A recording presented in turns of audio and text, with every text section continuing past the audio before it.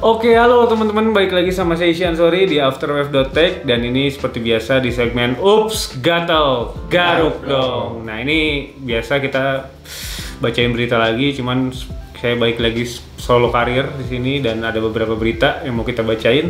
Kita punya 5 berita, diantaranya ada tentang Elon Musk yang baru aja beli saham Twitter, itu 9% sahamnya, dari sebelumnya dia kepemilikan 1%. Terus ada juga AMD yang baru aja rilis driver baru tapi katanya banyak kendala.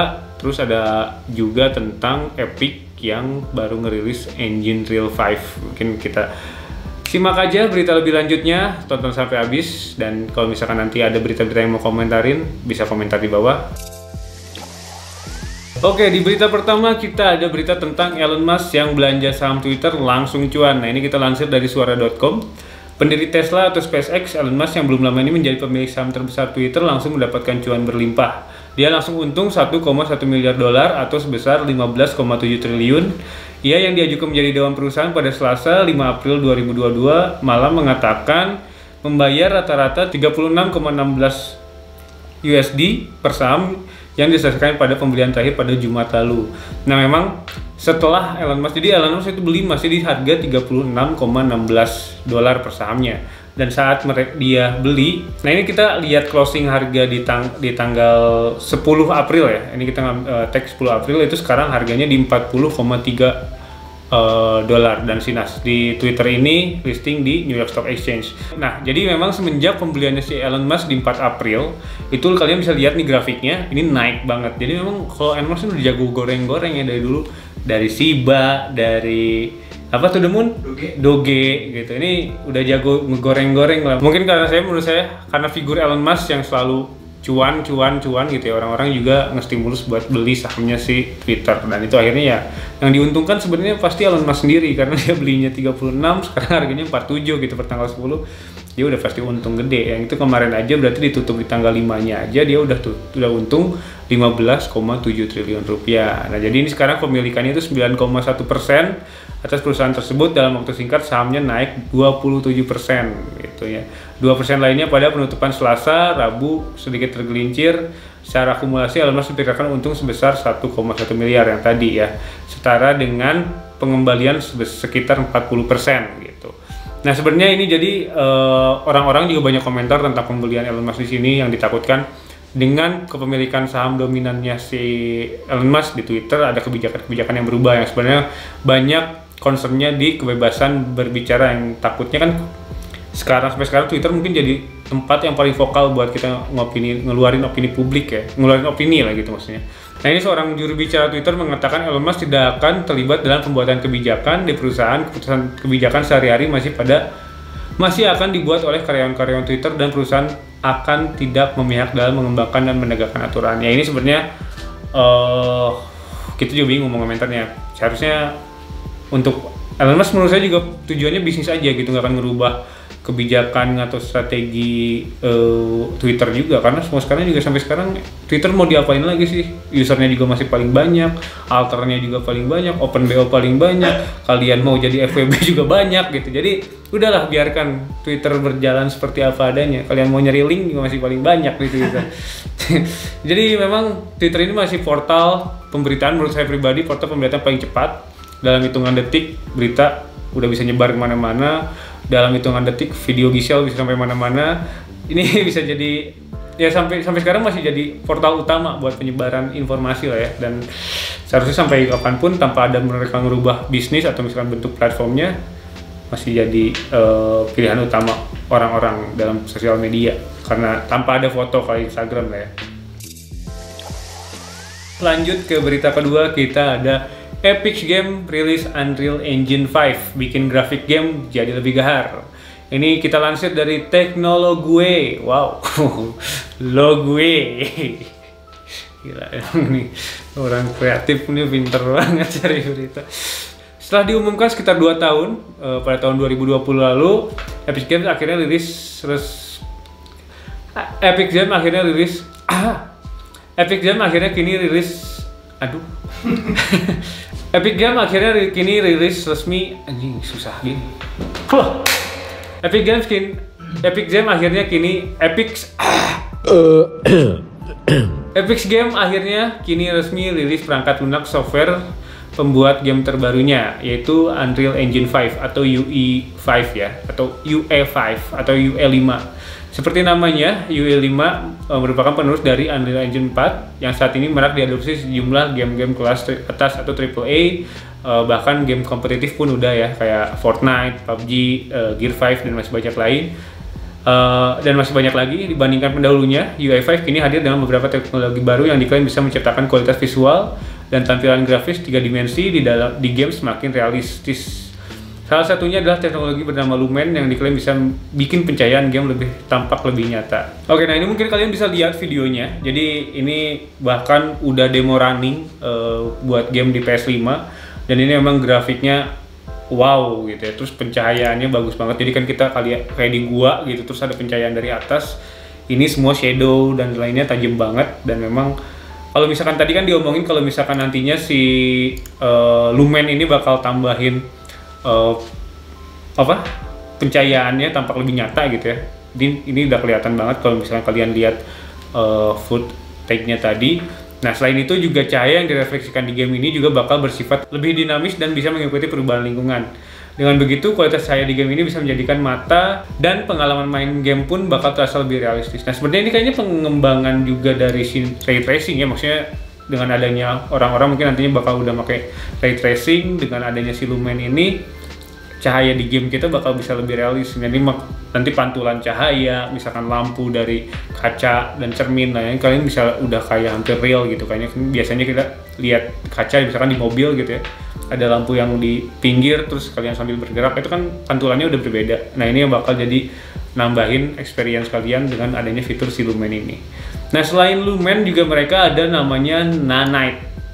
Ini Nanite yang bikin para developer bisa hadirkan objek, elemen visual berupa lingkungan dan partikel di game dengan lebih detail sebanyak mungkin. Ini bakal bikin graphic card kalian berat kalau misalkan kalian masih pakai low end graphic card ya. Ini bakal FPS kalian bakal dipaksa kerja banget. Jadi ini kedepannya mungkin ya standarnya kalau sekarang masih di 120 atau 144 gitu ya, nanti standarnya udah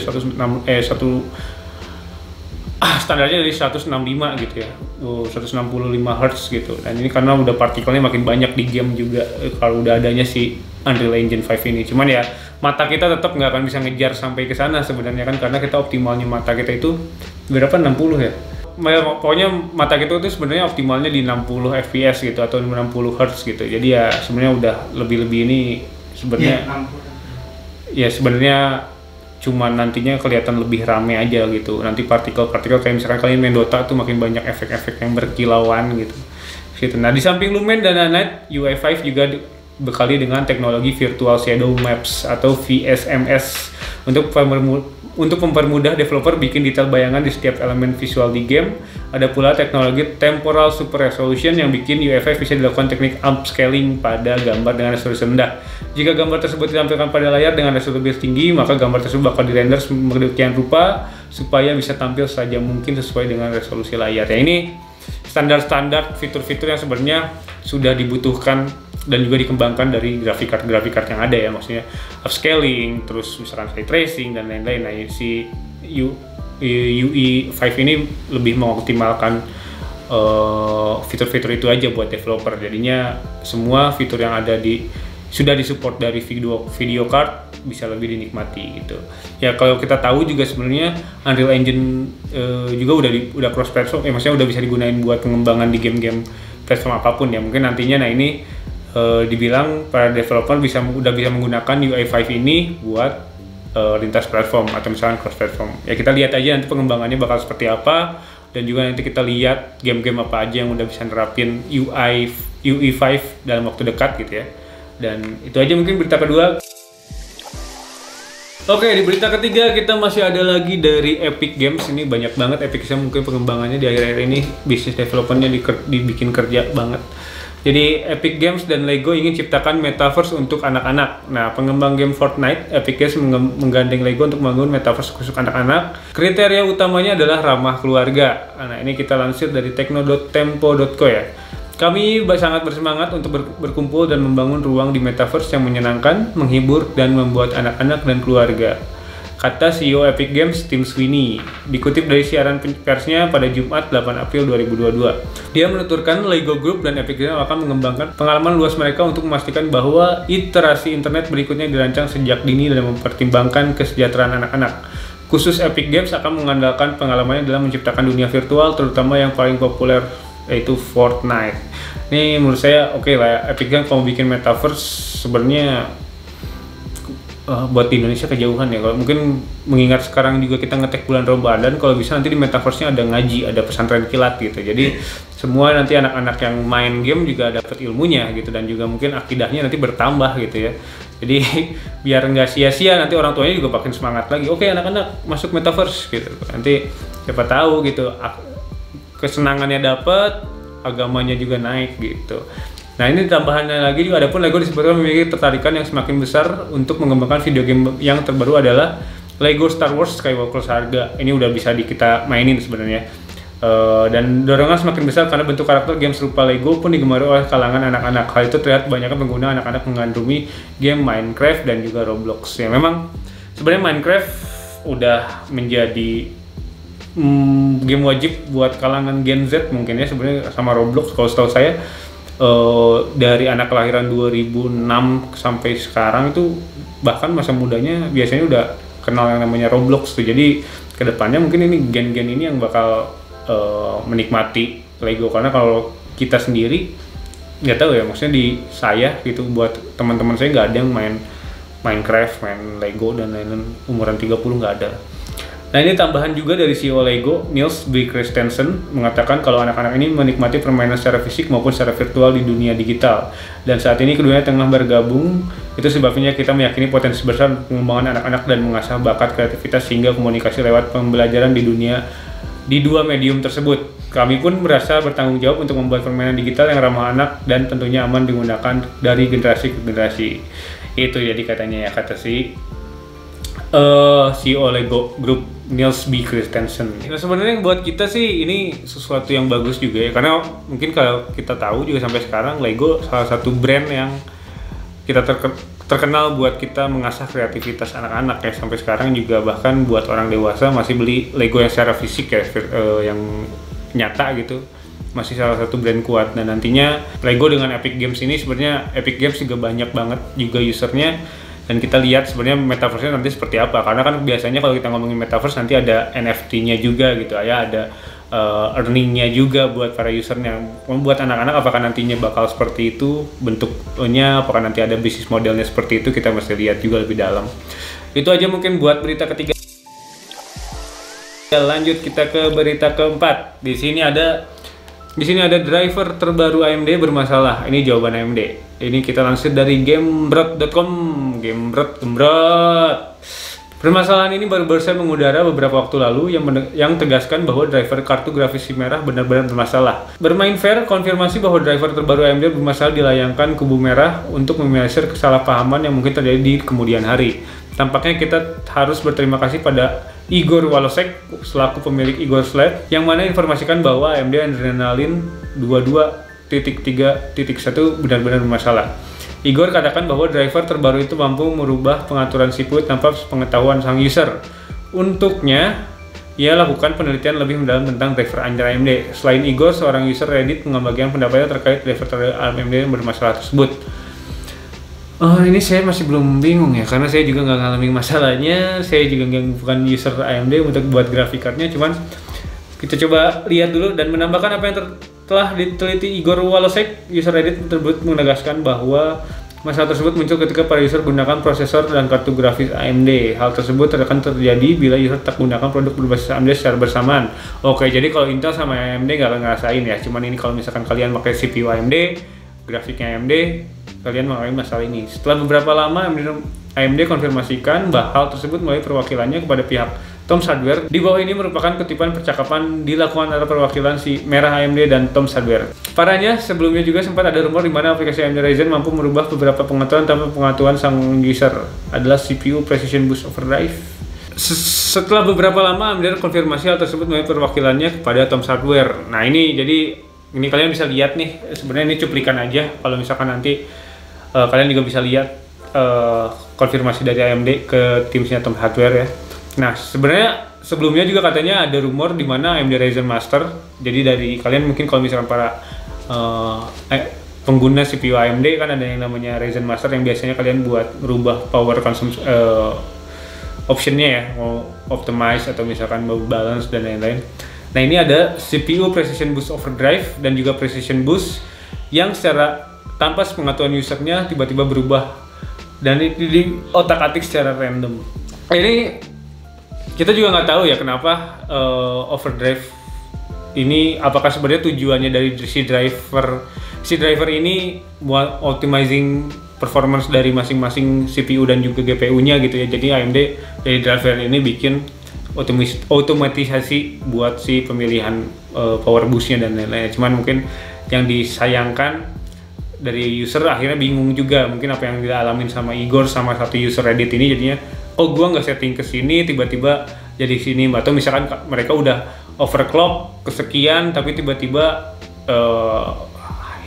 hiccup gitu ya, si performance-nya jadi 5000 clock tiba-tiba ke 7000 dan lain-lain, itunya jadi nggak stabil, mereka juga jadi bingung, takutnya ada kerusakan dari hardware-nya, nanti juga jadinya serba merembet kemana-mana. Makanya sebenarnya akhirnya AMD juga klarifikasi langsung ke Tom's Hardware, itulah tujuannya mungkin ya, dan semoga ini cepat diselesaikan, ada debug terbarunya, ada update secepatnya biar para user juga menikmati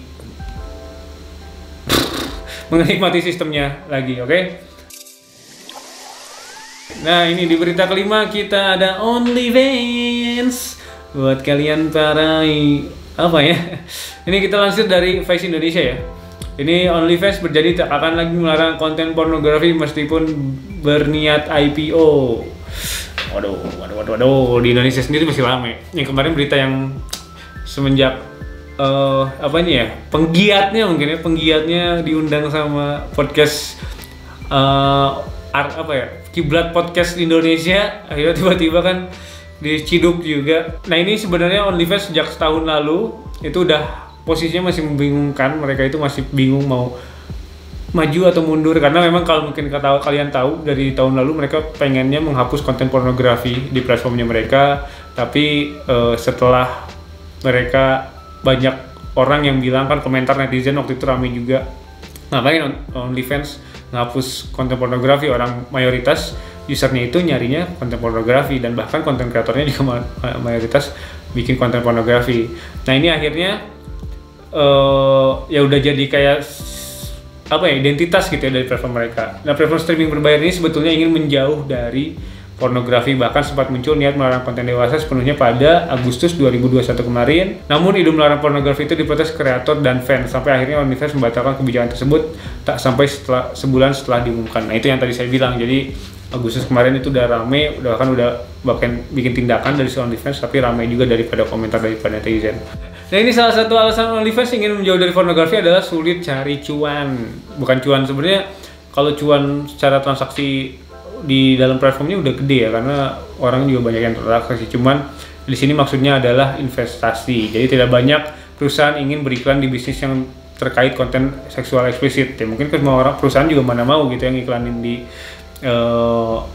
situs pornografi, kecuali kalian pemilik Tor gitu atau apa madu hitam gitu, yang kayak gitu bisa gitu, atau misalkan permen sextasy yang gitu-gitu itu bisa lah. Nah, ini jadi bahkan platform pembayaran seperti Visa dan Mastercard sempat tidak bersedia melayani kreator OnlyFans. Selain itu, OnlyFans ingin melakukan penawaran saham perdana atau IPO alias masuk bursa saham menjadi perusahaan publik. Mempertahankan konten pornografi sebagai sumber pemasukan utama terlalu berisiko bagi perusahaan yang ada di bursa. Startup ini butuh dana segar untuk mengembangkan bisnis demi mencapai target valuasi senilai 12,5 miliar USD pada 2022. Nah, ini merujuk pada laporan terbaru, OnlyFans tampaknya menemukan strategi supaya konten esek-esek dan rencana IPO bisa berjalan beriringan. Jadi disampaikan langsung dari siapa yang ngomong? Tidak ada. Oke, di sini disampaikan bahwa kami tidak akan mengusik konten-konten dewasa yang ada di platform OnlyFans. Demikian pernyataan juru bicara OnlyFans saat konfirmasi di ID beberapa waktu lalu. Tak hanya itu, manajemen berjanji tidak akan pernah lagi berupaya melarang konten pornografi di platform mereka. Laporan terbaru yang tayang di Axios mengindikasikan pendekatan serupa. OnlyFans akan serius melakukan IPO tapi tidak otomatis membuang sektor konten dewasa yang selama ini memberi mereka pemasukan besar. Meskipun begitu, perubahan citra secara drastis tetap mereka akan lakukan. Ini agak bingung ya, perubahan drastis bakal seperti apa gitu. OnlyFans yang kontennya udah jelas dewasa, tapi dia mau rebranding juga gitu, tapi IPO juga. Kayaknya buat IPO aja kalau misalkan sampai keluar publik, kayaknya buat perusahaan kayak Pornhub aja yang udah besar itu sampai sekarang belum IPO kan. Nah, Pornhub aja belum IPO gitu, apalagi ini udah sebenarnya udah tahu, orang-orang udah tahu kontennya esek-esek, terus mau IPO siapa yang mau, bukan siapa yang mau beli sih, sebetulnya kalau misalkan akhirnya nanti cuan untung juga pasti dibeli. Cuman banyak hal-hal yang jadi pertimbangan, kayak misalkan nanti semua orang kalau misalkan perusahaan gitu mau ngiklan di ya konteks pertama lah, perusahaan yang mengiklan di platform ini tuh mungkin segmented aja, nggak mungkin juga barang-barang kalian jual Lego buat anak-anak di situs ini kan nggak mungkin gitu, atau misalkan kalian jual sayur mayur gitu, itu di OnlyFans juga agak membingungkan gitu. Kalau timun mungkin bisa. Sayurnya kalau ya timun bisa lah, sama terong gitu ya, gitu-gitu mungkin bisa. Cuman ya ini juga kita lihat aja sebenarnya bakal kayak gimana. Kalau misalkan kalian tahu sebenarnya kayak sekarang kreator OnlyFans yang paling gede itu pendapatannya itu adalah Cornell Twins. Itu dia dapat pemasukan sekitar 200.000 Australian dollar ya, atau sebesar 2 miliar rupiah per bulan. Wow, 2 miliar rupiah. Anjing, Indra Kents lu ngapain nipu orang? Mendingan bikin konten coli.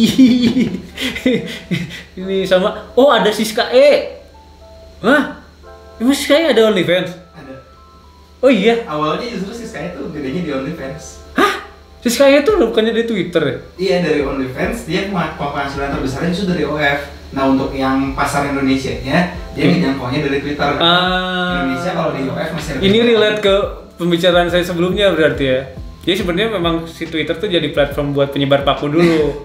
Akhirnya mereka nyari ke OnlyFans. Oh, si Siska E itu ada. Makanya ketangkep karena OnlyFans. Karena OnlyFans. Enggak sih, dia ketangkep memang karena pornografi kan. Karena publik. Iya. Oh, tapi dia masih penjara nggak sih? Nah, nggak tahu nih sekarang. Oke, nggak tahu di penjara atau nggak juga, kita nggak tahu. Tapi 2,1 miliar per bulan loh. Oh, dari semua platform? Nggak, kalau Siska E dari semua platform. Dari semua platform. Semua platform tuh berarti Telegram, Drive-nya yang dibagi-bagiin itu ada royaltinya juga ternyata sih. Patreon tuh. Ya, teman saya mah tahu yang gitu-gitu mah. Sim gratis saya mah yakin saya tahu. Baca, googling. Oh, baca. Iya, pasti wawasannya kan kuat. Gitu. Oke, Siska E. Oke ya. Keren Siska E. Terus ada juga ini yang kemarin baru diperiksa tapi nggak jadi di penjara ya katanya, karena si orang ini kan masih mau sekolah ya, dan juga akan baik pasti kalau di Indonesia. Ini dia dapat 15 sampai 20 juta per bulan, anjing lah. Si kuliah dapat 15 sampai 20 juta per bulan. Gak usah berkarir 5 tahun dulu kerja cari pengalaman udah dapat 15 sampai 20 juta per bulan. Nah, terus ada lagi juga Hokiho, Ambiah sama Sudah Manajer. Ini Indonesia semua. Itu Indonesia. Oh, ini yang kreator di Indonesia yang ada di OnlyFans. Oke. Kreator OF yang ada di Indonesia. Keren Indonesia mulai memberanikan ini. Kalian menjadikan jati diri. Nggak usah lah lihat komentar tetangga, saudara. Ya mungkin Siska E juga kalau lebaran kan nggak ditanya kapan kawin, enggak akan. Atau misalkan kamu apa sih kerjanya kali ini, nggak akan. Ini coba di refresh ya, ada kutipan dari Cornell Twins. Oke, ada kutipan juga dari Cornell Twins. Nah ini bro, wah ini dalam musik. Ini buat kalian, menstimulus keberanian kalian. Ini kata si Cornell Twins ya. Bro, setiap orang tua berbeda dan diberikan kita memperdalam ini. Bro, setiap orang tua berbeda dan kuberitahu jika mama 100% suportif dengan apa yang aku lakukan. Coba tanam mamanya aja sendiri. Dimension City Unity. Dan sekarang kalian nggak bisa komen apa-apa lagi karena mama aku ngedukung banget. Aku bikin OnlyFans, ujar Courtney Connors. City Unity. Depannya City. Sudah. Aduh. Depannya City. Saya tidak berusaha judgmental, Tapi biasanya yang namanya Siti itu orang tuanya. Waduh. Tapi saya suka keluarga open minded gini kan, memberi peluang buat anaknya berkembang, melakukan sesuai dengan passionnya. Inilah kita harapkan Indonesia kedepannya bisa seperti ini.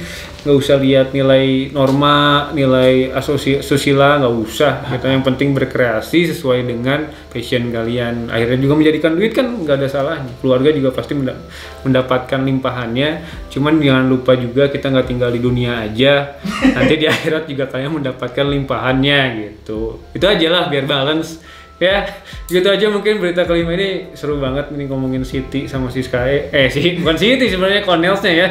Oke, semoga dilindungi dari maksiat kalian teman-teman yang masih menjalani puasa, dan juga kalian diberi berkah dan kesabaran buat melanjutkan puasanya tanpa ada godaan-godaan dari para kreator OnlyFans di Indonesia ini ya. Dan terima kasih sudah nonton. Kalau misalkan menurut kalian ada hal-hal yang mau dikomentarin, boleh tulis komentar kalian di bawah. Dan juga mungkin ada berita yang menurut kalian mau kita bahas, boleh. Tapi kalau bisa yang baru-baru aja, atau misalkan menurut kalian menarik juga nih, misalkan nanti ada berita diperlanjut tentang si OnlyFans ini, bagaimana kedepannya Siti Juningsih menyikapi kesuksesan anaknya, kita bakal bahas juga. Oke, terima kasih dan sampai jumpa di episode selanjutnya. Bye bye.